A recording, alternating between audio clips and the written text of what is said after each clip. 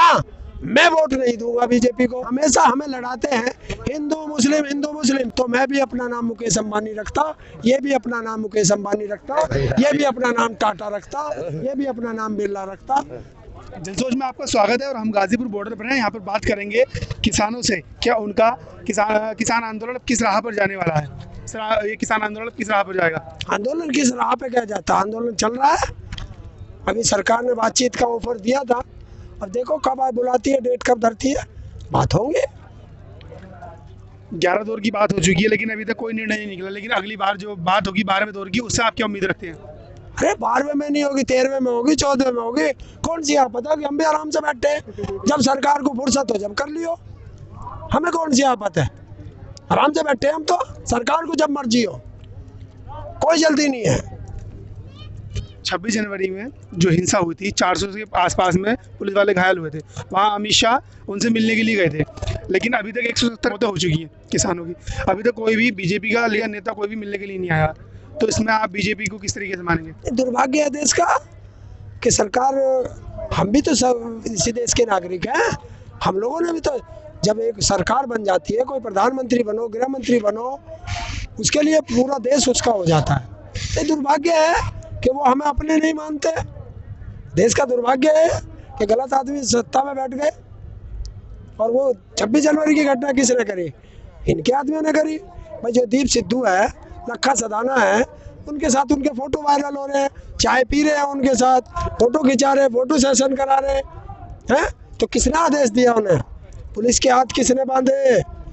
सीधा सवाल, दिल्ली पुलिस के हाथ किसने बांधे? उन्हें ऑर्डर किसने दिया शांत रहने का? ये बहुत बड़ा सवाल है, सरकार को जवाब देना पड़ेगा। वो 20 किलोमीटर उपद्रवी तत्व बीजेपी के कैसे लाल किले तक आ गए? कैसे लाल किले का गेट उनके लिए खुल गया? कैसे उन्होंने वहां तोड़फोड़ कर दी? कैसे वो वहां लाइव करके और वापस चले गए? कौन जवाब देगा? देश का गृह मंत्री जवाब देगा, कानून व्यवस्था उसके अंडर में, क्यों नहीं जवाब देते? ये तो सोशल मीडिया की मेहरबानी है कि उसने तुरंत जो है सारे फोटो वायरल कर दिए, वरना इन्होंने तो किसान की पगड़ी उछाल दी थी, किसान की पगड़ी पे दाग लगा दिया था। तो मैं धन्यवाद देता हूँ सारी सोशल मीडिया को। 28 जनवरी को आंदोलन खत्म सा हो गया था, योगी सरकार ने टैंक पानी बंद कर दिया था, लाइट बंद कर दी थी, तो इसमें योगी सरकार को आप 10 में से कितने नंबर देंगे? 0। अरे प्याऊ तो आम आदमी भी लगाता है। अगर तुम्हारे घर कोई अनजान आ जाए तो पानी तो पिलाओगे, या तुम भी नहीं पिलाओगे पानी? और ये तो सरकार पानी बंद कर रही है। 2022 में चुनाव आने वाले हैं, तो ये 0 नंबर उस टाइम कितनी सीटें वो करेगा? सीटों का मैं कोई भविष्यवक्ता थोड़ा ही इनकी तरह, या मैंने कोई ईवीएम हैक थोड़ा ही कर रखी है कि मुझे 500 सीट लानी है, 300 लानी है, 200 लानी है, पर मैं बता दूंगा कि इतनी ईवीएम मैंने हैक कर ली है। तो वो मैं भविष्यवक्ता नहीं हूँ, ये देश की जनता बताएगी, उत्तर प्रदेश की जनता बताएगी कि वो कितनी सीट देती है किसको। मैं कैसे बता दूंगा भाई? हाँ, मैं वोट नहीं दूंगा बीजेपी को, ना दी ना दूं, बाकी ये जानेंगे। अगर इन्हें अब भी अच्छी लग रही होगी बीजेपी, जाओ वोट दो, मैं कद मना कर रहा हूँ। लेकिन अगर बीजेपी को कोई वोट देगा तो समझ लेना वो किसान नहीं है। हेलो, किसान इतना दुखी है इनसे। सरकार कह रही है हम किसानों की आय दोगुनी करेंगे, तो अगर ये कानून ना, मतलब कानून के अलावा क्या करे वो फिर? कैसे आय दोगुनी हो जाएगी? सरकार की आय थोड़ी हालत सुधर सकती है। एमएसपी पे गारंटी का कानून बनाए, ये वापस ले, ठीक? और किसान के बारे में सोचे, जिस तरह उद्योगपतियों के बारे में सोच रहे हैं। सारा कर्जा उद्योगपतियों का माफ कर दिया, वे आप कर्जा लेते हैं, डिफाल्टर दिखा देते हैं, एनपीए चला जाता है बैंकों में।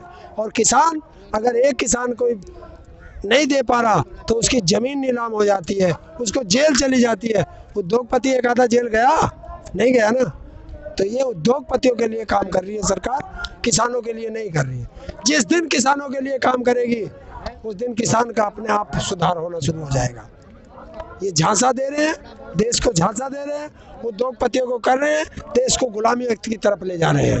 और ये फिर जिस तरह ईस्ट इंडिया कंपनी आई थी, व्यापार करने आई थी और उसने बाद में देश को गुलाम कर लिया, उसी तरीके से ये प्रधानमंत्री जी देश को अडानी अंबानी के गुलाम बनाना चाहते हैं, उन्हीं के लिए कार्य कर रहे हैं। ये भूल जाते हैं कि देश के प्रधानमंत्री हैं, ये सीधा उनकी ब्रांड एम्बेसडर वो करने लगते हैं, प्रचार करने लगते हैं। तो ये देश के क्यों भाई, सारी संपत्ति देश की बेच के देश कैसे खुशहाल हो जाएगा?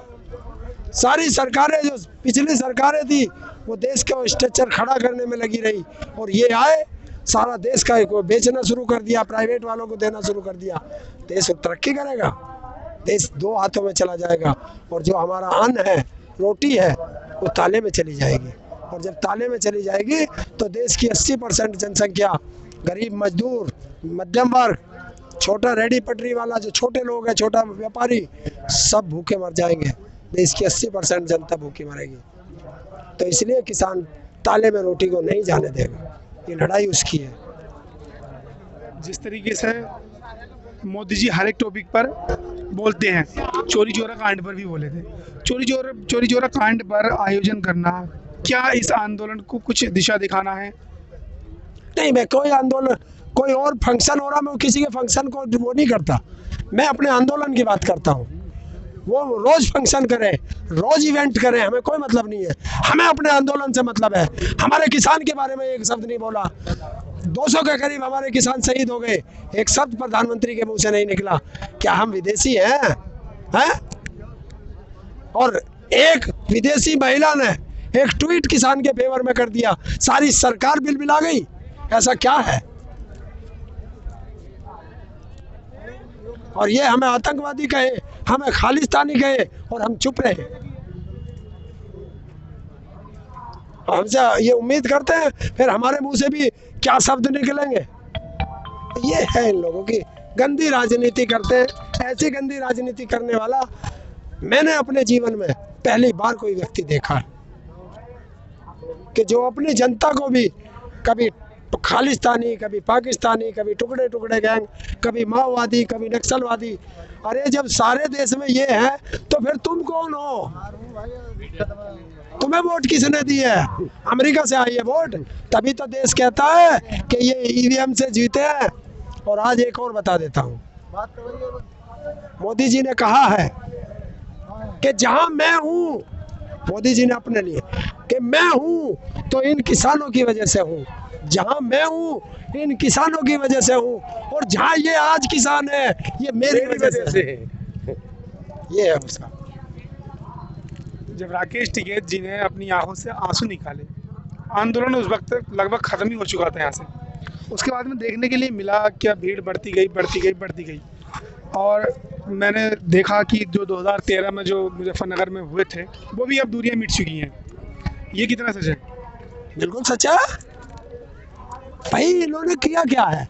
ये हमेशा हमें लड़ाते हैं हिंदू मुस्लिम पे है? और कोई काम है इनका? देश में एक काम बताओ जो इन्होंने किया हो, हमें बता दूंगा। पूरे देश में नाम बदलने के अलावा इन्होंने कोई काम किया हो? ये नाम बदलने वाले हैं, काम करने वाले नहीं हैं। नाम बदलते हैं, नाम बदलने से तकदीर नहीं बदलती। अगर नाम बदलने से तकदीर बदलती तो मैं भी अपना नाम मुकेश अंबानी रखता, ये भी अपना नाम मुकेश अंबानी रखता, ये भी अपना नाम टाटा रखता, ये भी अपना नाम बिरला रखता। तो नाम बदलने से कुछ नहीं होता, काम करने से तकदीर बदलती है। और किसान काम करने में विश्वास करता है और काम अपना खेती का करता है, और वो खेती में लगा रहता है। जब 1800 का माल 800 में बिकेगा तो किसान सड़क पे आएगा, आज भी आएगा, कल भी आएगा। नहीं, दूसरी चीज सरकार से आपकी क्या मांग है? मतलब लास्ट मांग, आखिरी मांग में क्या है? मत छेड़ो किसानों को, लड़ना मुश्किल होगा।